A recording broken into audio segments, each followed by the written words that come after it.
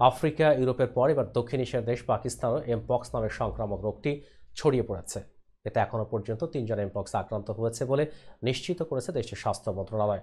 পাকিস্তানের স্বাস্থ্য মন্ত্রণালয় বরাত দিয়ে বার্তা সংস্থা রয়টার্স এক প্রতিবেদনে জানিয়েছে, শুক্রবার পাকিস্তানের ৩ জন ব্যক্তিকে এমপক্সে আক্রান্ত হিসেবে শনাক্ত করা হয়।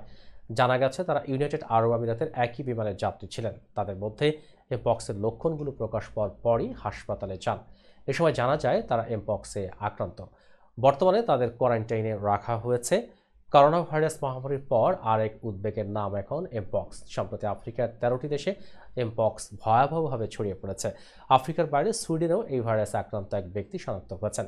এই পরিস্থিতিতে বিশ্বব্যাপী জরুরি জনস্বাস্থ্য অবস্থা জারি করেছে বিশ্ব স্বাস্থ্য সংস্থা WHO। এমপক্স প্রথমে ফুলের মতো দেখা দেয়, এরপর ত্বকে ক্ষত সৃষ্টি করে মারাত্মক অবস্থা ধারণ করে।